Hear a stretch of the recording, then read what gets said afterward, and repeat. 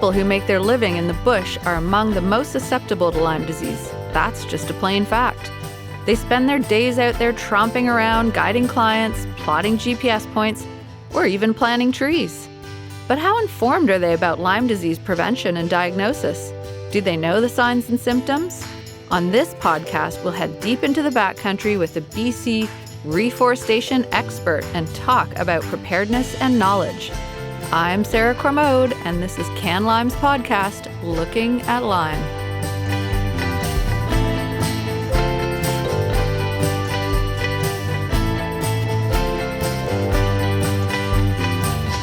Tim Tchida said he can't quite pinpoint exactly when or where he contracted Lyme disease, but he's been fighting this battle for over 5 years. Tchida owns a reforestation company in northern British Columbia, and therefore he's at higher risk working in the outdoors. After his diagnosis, he traveled to Germany and the States and spent over $300,000 in the process of regaining his health. Tim is committed to making sure that other people in his industry are knowledgeable about the dangers of Lyme disease and tick-borne illnesses. He joins us now from Smithers, British Columbia. Hello there, Tim. Hi there, Sarah. How did you first learn about Lyme disease?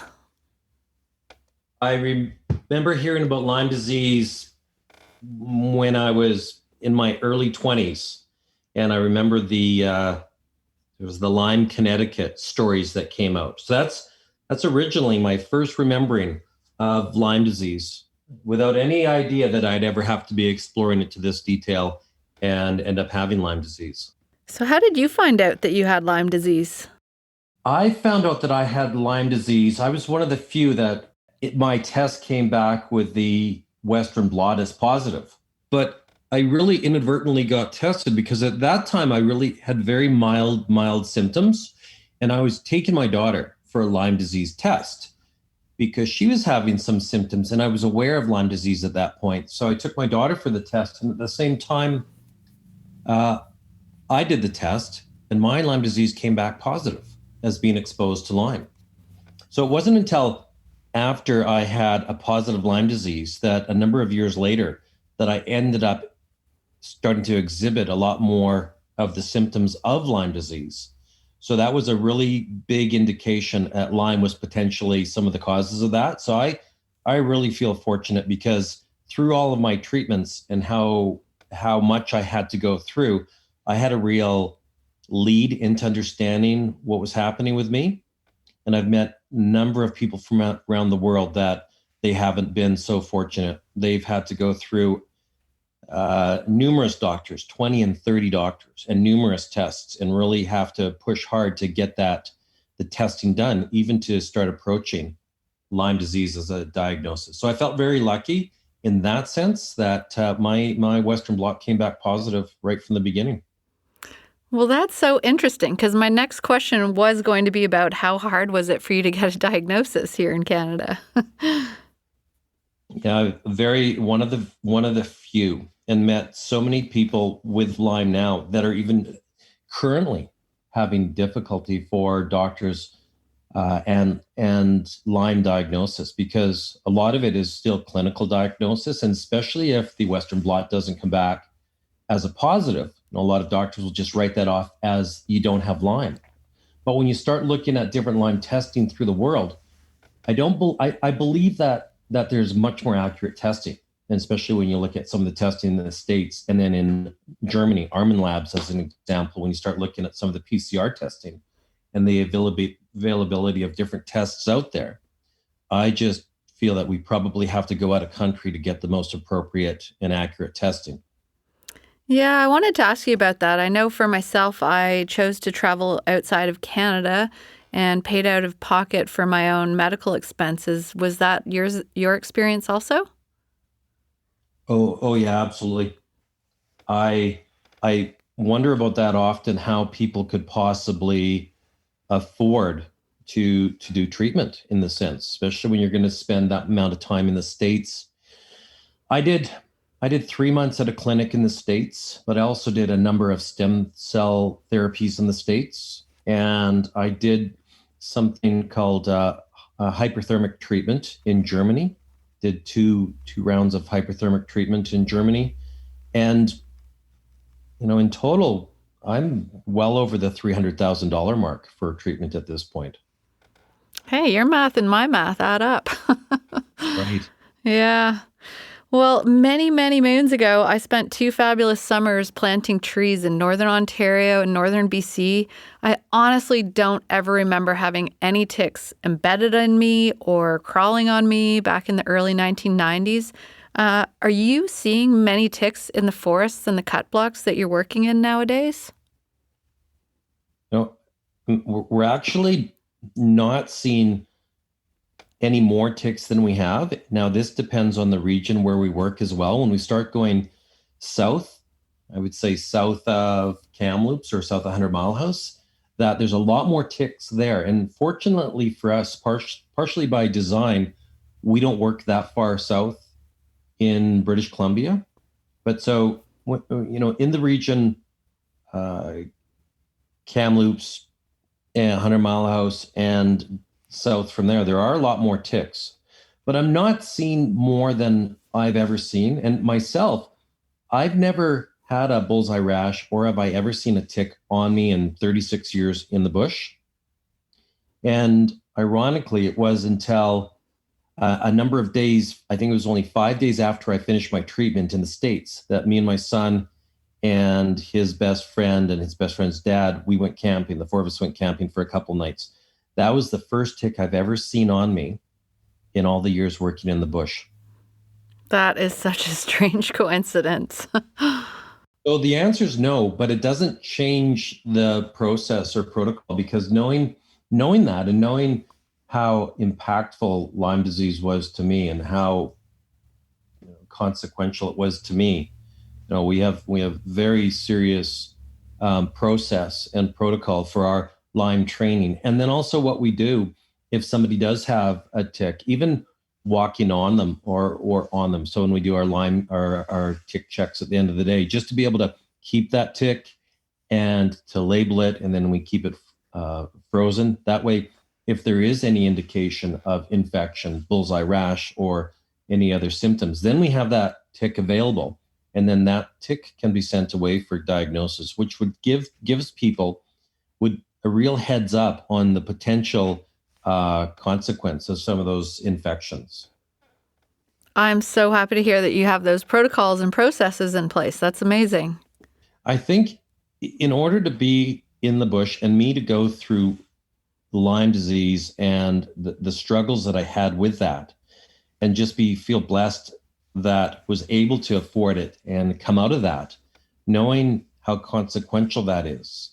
If we have the potential that there is any infection, and we have a way of having that diagnosis up front, especially so if we can get that tick analyzed, if there's an embedded tick, then coming back to knowing what that tick carried would be such a leg up on treatment. And fortunately, we haven't had an embedded tick for a number of years now. So since we've put that in place, that we've not had to go down that road, but we have had a number of ticks crawling on people. So there certainly are ticks out there. Oh, it's great though that you catch them before they become embedded in anybody. So your industry includes employees who are harvesting the small trees at the tree farm. These people are often migrant workers. It also includes the tree planters who are reforesting the land in the cut blocks. How can we do a better job of protecting these employees who are working in the natural resource sector? I think even starting with what we're doing and you're doing right now is bringing that awareness to people that there's a consequence to Lyme disease, that it is impactful, and that we can be very preventative by just having a really strong tick awareness program and a Lyme awareness program. That's step one. But culturally, there's not enough awareness even in the medical field to say that, hey, we should be really cautious with Lyme disease and with ticks. And I think if we had just more general awareness towards how serious Lyme disease could be, that's a step. And I'm seeing more and more that companies and our association, and as well as the licensees, we're all very aware of this. And so even in Lyme awareness in the process and our standard operating procedures, we have licensees asking for that and asking about that as an industry. So there is a lot more awareness towards it in our industry than there was even 5 years ago. Oh, that's so great to hear. What information should employees and first aid attendants know? Well, employees and first aid attendants need to know, first of all, that ticks are in the environment that we're working, and that we have a tick awareness and their tick awareness program to identify, first of all, to look on their selves and do their own self-search at the end of a workday, and also have a buddy self-search at the end of the workday if we're in high tick areas. Then identifying the ticks and knowing what type of ticks they are, because each tick has a different level of potential for carrying Lyme, or in this case, Borrelia, and specifically more to what the bacteria of Lyme. So I think that's important for first aid attendants to know, but also then how to remove the tick. It's really important to remove the tick properly so that you're not squashing a tick or squashing some of the gut contents of the gut into yourself if the tick is embedded. Removing the tick, then that not just discarding of the tick. I think it's so important to make sure that first aid attendants and companies as policy know to hold on to those ticks. Because if there's an embedded tick and you have the tick and there's a bullseye rash or an EM rash, then that opportunity to send that tick away and understand some of the infections or co-infections could make such a huge difference into the future if Lyme's contracted and you're able to have some idea of a best course of treatment. So keeping the tick is a huge next step change that I think that we have to do by pattern in the industry. Yeah, it's a great protocol to establish. Are you aware of any training opportunities for forestry workers around Lyme disease prevention, awareness, and first aid? Oh, it's really interesting because there's so many different training processes that we go through as an industry, but I'm not aware of something as an industry training process directly other than what we do internally within our own company. But also, we have had lots of conversations as groups around Lyme and Lyme awareness and tick awareness. But I believe still at this point, companies have their own training rather than do that individual companies rather than collectively. So I think there's certainly room for that to be developed as of yet. You and I are in BC, so this question is specific to our province, but how do you see organizations like WorkSafe BC play a role? Well, it does come down to the training. And the training, I think it's a little hampered by the acceptance of Lyme and the awareness of the consequence of Lyme disease. And that's exponentially becoming much more into the mainstream consciousness as in industry right now. And I can see that awareness coming in WCB, through our association as well, and then just through the conversation and the sharing of operating procedures between company owners and between companies. So I think WorkSafe certainly has a role in that, but tying back to the training that you're just talking about, that would be a place that WCB could be much more influential for us. And have you had the opportunity to advocate and discuss these safety issues with people in your industry? Yeah, absolutely. Absolutely. In summer, we didn't this year because of COVID, but we do have annual meetings with some of the licensees and the contractors with those licensees. So this has been a conversation on the agenda for a number of years now in a row, just around tick awareness and around Lyme awareness. So there's been leaps and bounds, I'd say, over the last 5 years of awareness in the industry and of awareness in the industry as companies and companies work. Success into the future. I think it's something that I've been exploring with other researchers in Alberta and British Columbia. But some of the things that working on right now is looking at vector-borne illness mapping. And so I think success would be, first of all, bringing to the awareness that Lyme disease is out there in the environment, but it's just not isolated to southern BC or to the island. That Lyme, potentially Borrelia, within black-legged ticks is in northern British Columbia as well. So there's some interesting studies being done on vector-borne illness within northern BC and northern Alberta. So getting a better understanding of the mapping of vector-borne illness in British Columbia, Alberta, and across Canada. I think that's step one. The next step I think would be really fascinating is if we could move to real-time PCR testing on site to understand that if there is Lyme disease out there, how could we identify that quicker? And then a protocol that could be adopted for acute Lyme exposure. Because right now, I think one of the big concerns is unless you're with a company that has a high level of awareness towards the potential of Lyme disease, it's going to change your attitude towards treatment. So even now, we shouldn't have to be educating doctors on acute treatment or their different approaches to acute treatment, or if Lyme disease is accepted as a real issue, consequential or not. It would be nice to go that we had more accepted industry treatment towards acute exposure. And so that would be if you have an EM rash and or symptoms, that there's consistency around how we treat that. That is amazing. Well, I just want to really thank you for your time, Tim, and really for your leadership and advocating in your industry, because this interview with you is really just one of the highlights of the great work that is happening in Canada. And I hope it just builds momentum so that we can keep doing more change and, ultimately save the quality of life for families and people across Canada. Yeah, and I think the more we speak about this and are aware of it, the more comfortable we are being out in nature and being out there in the wilderness for both recreational and for work. I'm still in the field 90% of the time through the summer. Having Lyme disease and knowing I can recontract this doesn't change my exposure risk out there, but just the more and more that we can share processes to be safer and to be more aware of potential acute treatments and what we can do in making sure that we save those ticks so that we can have them analyzed, so that if we do have exposure.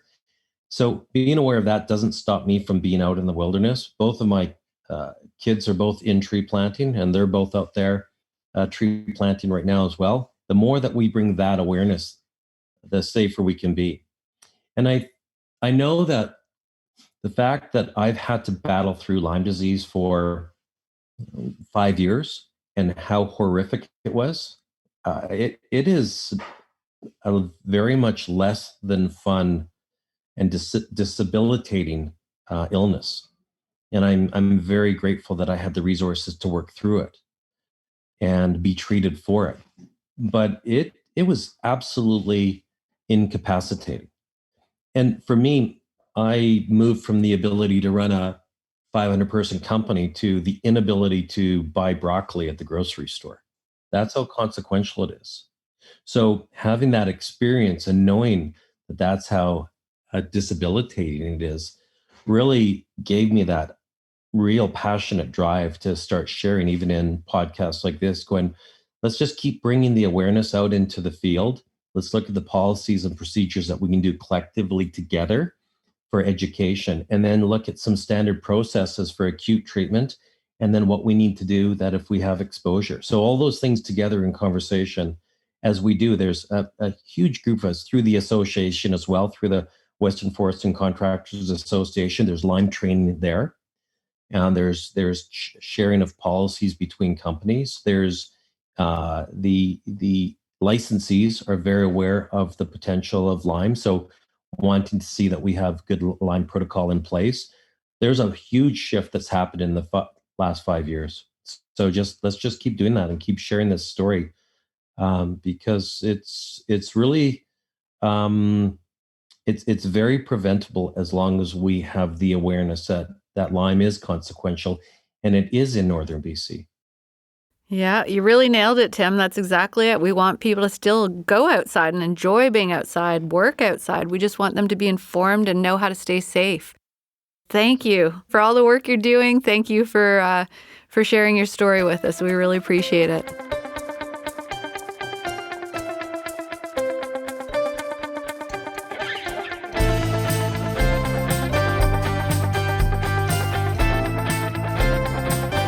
That's another podcast. I was so inspired to hear about their first aid protocols and how they're changing safety procedures within the forestry industry. Thank you for listening. Stay safe in the outdoors.